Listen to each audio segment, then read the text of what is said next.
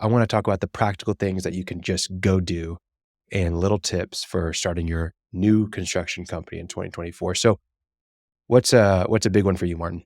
Well, if we're talking about really, really, really testing the waters, I think the biggest one is go do a job, Yep. right?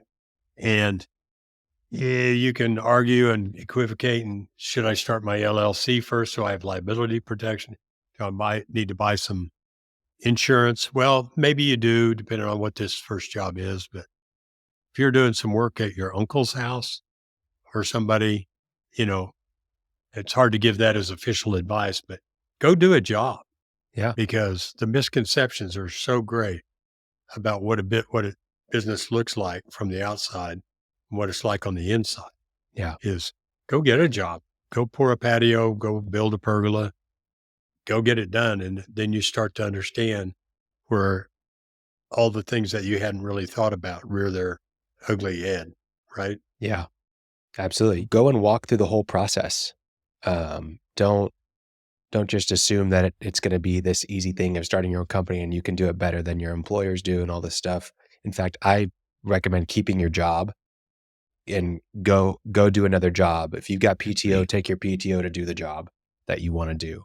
If if you got weekends free, go and work on the weekends to complete the job, whatever it might be. But don't just quit cold turkey without a plan in place, and don't create a plan with some actual real evidence of what it's going to be like whenever you're doing things on your own. So go win a job.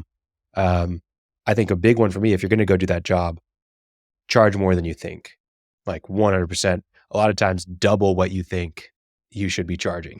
Right.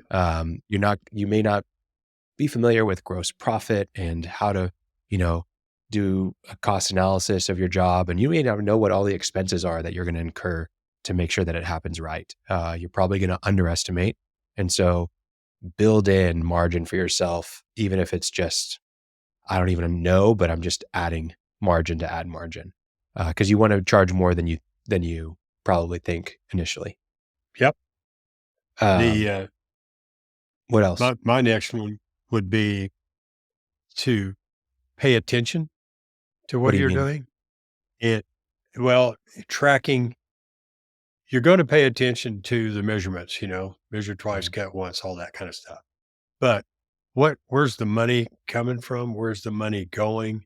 What mistakes did you make? What kind of, you're doing this job early to learn from it. And what I'm saying is don't wind up coming out the other end and not have learned anything, right?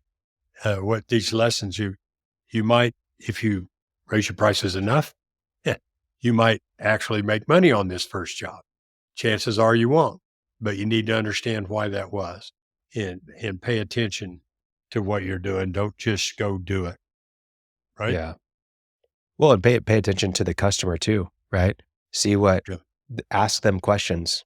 Hey, was this a good project for you? Am I meeting your needs? Am I satisfying what you hoped for this project?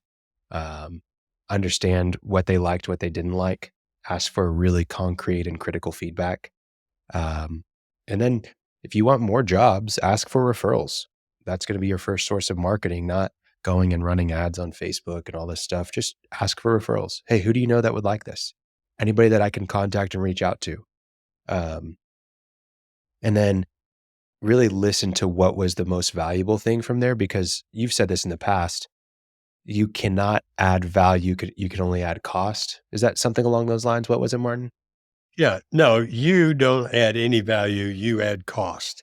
Your customer either determines there's value there or not. Hmm. And of course, that's what we're trying to do.